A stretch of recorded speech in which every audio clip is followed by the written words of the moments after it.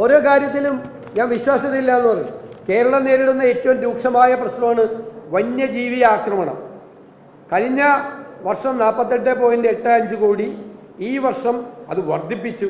കഴിഞ്ഞ വർഷം വീണ്ടും വർദ്ധിപ്പിച്ചു 70 കോടി, ഈ വർഷം 100 കോടിയാക്കിയെന്നാണ് പറയുന്നത്. കഴിഞ്ഞ വർഷം ചെലവഴിച്ചതിൽ ആകെ 42% മാത്രമാണ് ചെലവാക്കിയിരിക്കുന്നത്. ഇത്രയും രൂക്ഷമായ വന്യജീവി ആക്രമണം നടത്തുന്ന സമയത്ത് നീക്കി വെച്ച തുക ചെറുത്, എന്നിട്ട് അതിൻ്റെ 42% ചെലവാക്കിയ ആളുകൾ പറയാൻ ഞങ്ങൾ ഈ പ്രാവശ്യം 100 കോടിയായിട്ട് ഉയർത്തുമെന്ന്. എത്ര ഉയർത്തിയാൽ എന്താ, 35-40 മാത്രമാണ് ചെലവാക്കുന്നത്. അതുപോലെ തന്നെയുള്ള ലൈഫ് മിഷൻ പദ്ധതി വലിയ തുക അനുവദിച്ചു. എത്ര രൂപയാണ് ചെലവാക്കിയെന്നറിയാം? 20% ചെലവാക്കിയത്. 20%.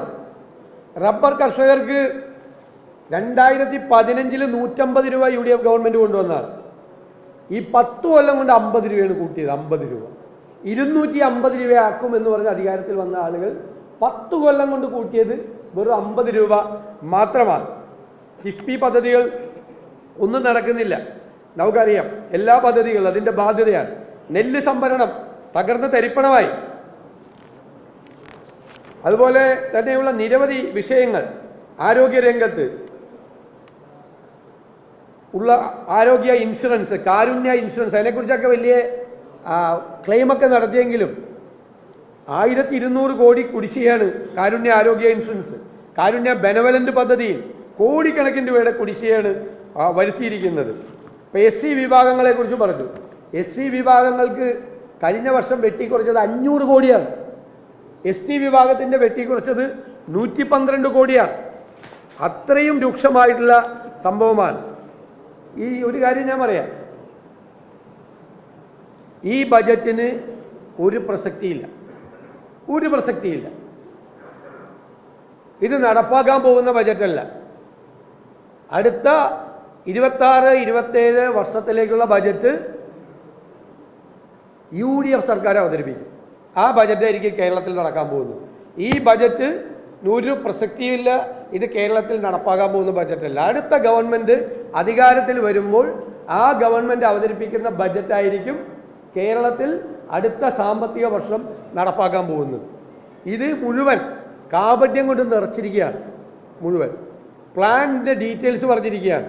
പ്ലാൻ തകർന്ന് തരിപ്പണമായി നിൽക്കുന്ന ഒരു പ്ലാനിൻ്റെയും ഞാൻ നേരത്തെ പറഞ്ഞതുപോലെ പൂച്ച പെറ്റി കിടക്കുന്നൊരു ഖജനാവിൻ്റെയും പരിതാപകരമായ അവസ്ഥയിലേക്ക് കേരളത്തിൻ്റെ സമ്പദ് വ്യവസ്ഥയെ തകർത്ത് തരിപ്പണമാക്കിയ സർക്കാരാണ്. റവന്യൂ, ഒരു ഗവൺമെൻറ്റിൻ്റെ ജോലി എന്താ? റവന്യൂ വരവാണ്.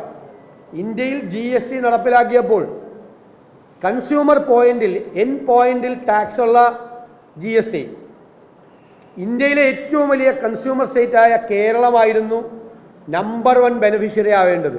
30% നികുതി വരുമാനം ഉണ്ടാകേണ്ട ഒരു സംസ്ഥാനത്ത് 10% താഴെ നികുതിയുടെ ഗ്രോത്ത് ഉള്ളൂ. അത് ആവറേജാണ്. പല സംസ്ഥാനങ്ങളും മാനുഫാക്ചറിങ് സ്റ്റേറ്റ് വരെ റവന്യൂ വരുമാനം ഗണ്യമായി വർദ്ധിപ്പിച്ചു. ലക്ഷക്കണക്കിന് കോടി രൂപയുടെ കടം, നേരിട്ടുള്ള കടം, പ്രത്യക്ഷത്തിലുള്ള കടം, പരോക്ഷമായ കടം, ക്ഷേമനിധികളിൽ നിന്ന്, അതുപോലെ കോപ്പറേറ്റീവ് ബാങ്കുകളിൽ നിന്ന് എല്ലാം സർക്കാർ പണം കടമെടുക്കുകയാണ്. എന്നിട്ട് തെരഞ്ഞെടുപ്പ് കാലമായപ്പോൾ ആശാവർക്കർക്ക് 1000 രൂപ കൂട്ടുക, അംഗൻവാടിക്ക് 1000 കൂട്ടുക.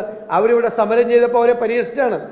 ആശാവർക്കർമാരെ പരിഹസിച്ചു, അംഗൻവാടി ടീച്ചർമാരെ പരിഹസിച്ചു. ഞങ്ങൾ ഈ വിഷയങ്ങളെല്ലാം നിയമസഭയിൽ കൊണ്ടുവന്നതാണ്. നിയമസഭയിൽ കൊണ്ടുവന്നപ്പോൾ 1 രൂപ പോലും അത് കൂട്ടിക്കൊടുക്കില്ല. ഇപ്പോൾ കൂട്ടിക്കൊടുക്കാൻ പറ്റില്ല, കേന്ദ്രം കൂട്ടട്ടെ എന്ന് പറഞ്ഞാണ്. തെരഞ്ഞെടുപ്പ് അടുത്തപ്പോഴാണെങ്കിലും 1000 രൂപ കൂട്ടി ഇവർക്ക് കൊടുക്കേണ്ടി വരില്ല. കാരണം ഇതെല്ലാം ഓർഡറായിട്ട് വരുമ്പോഴേക്കും അടുത്ത ഗവൺമെൻറ് വരുള്ളൂ. 1 രൂപ കൊടുക്കേണ്ടി വരില്ല ഇവർക്ക്. ഇതെല്ലാം ഓർഡറായി, ഗവൺമെൻറ് ഓർഡറായി ബജറ്റ് പ്രാബല്യത്തിൽ വരുമ്പോഴേക്കും അടുത്ത ഗവൺമെൻറ്റാണ്. എന്നിട്ട് 1000 രൂപ അംഗൻവാടിക്ക് കൂട്ടി, 1000 രൂപ ആശാവർക്കർക്ക് കൂട്ടി, 1000 രൂപ സാക്ഷരതാ പ്രേരക കൂട്ടി. അതെല്ലാത്തിൻ്റെയും സാമ്പത്തിക ഭാരം മുഴുവൻ അടുത്ത ഗവൺമെൻറ്റിൻ്റെ തലയിലാണ്.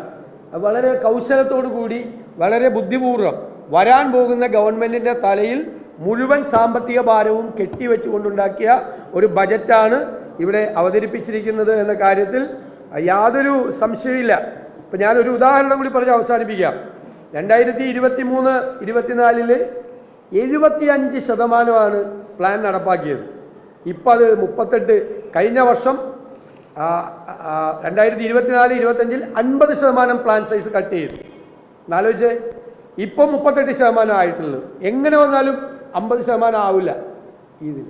അപ്പോൾ പ്ലാനിൻ്റെ പോലും 50% മാത്രം ചെലവാക്കുന്ന ഒരു ഗവൺമെൻറ് പിന്നെ എന്ത് വിശ്വാസ്യതയാണ് അവർക്കുള്ളത്? അവർ പറയുന്ന കാര്യങ്ങൾക്ക് എന്താണ്? കഴിഞ്ഞ പ്രാവശ്യം പ്രഖ്യാപിച്ച നിരവധി പദ്ധതികൾ, അതിലൊരു 75% പദ്ധതികളും നടപ്പാക്കിയിട്ടില്ല. ഞങ്ങൾ അവരെ വെല്ലുവിളിക്കുന്നു. കഴിഞ്ഞ വർഷത്തെ ബജറ്റ് പ്രഖ്യാപനത്തിൻ്റെ ഒരു പെർഫോമൻസ് ഓഡിറ്റിംഗ് നടത്തി ഒരു വൈറ്റ് പേപ്പർ ഇറക്കാൻ തയ്യാറുണ്ടോ? കഴിഞ്ഞ വർഷത്തെ ബജറ്റ് പ്രഖ്യാപനത്തിൻ്റെ, ഇനി വരാൻ പോകുന്നത് അവർ ഇംപ്ലിമെൻ്റ് ചെയ്യേണ്ടതല്ല, അവരുടെ ഗവൺമെൻറ് ചെയ്യേണ്ടതല്ല, കഴിഞ്ഞ വർഷം ബജറ്റിൻ്റെ ഒരു പെർഫോമൻസ് ഓഡിറ്റിംഗ് തയ്യാറാക്കി ഒരു വൈറ്റ് പേപ്പർ ഇറക്കാൻ അവർ തയ്യാറുണ്ടോ? ഞങ്ങൾ വെല്ലുവിളിക്കുകയാണ്. ഇത്രമാത്രം കേരളത്തെ സാമ്പത്തികമായി തകർത്തു തരിപ്പണമാക്കിയ കേരളത്തിൻ്റെ ഭരണചരിത്രത്തിൽ ഇത്രമാത്രം കേരളത്തിൻ്റെ സമ്പദ് വ്യവസ്ഥ തകർത്ത മറ്റൊരു സർക്കാർ ഉണ്ടായിട്ടില്ല.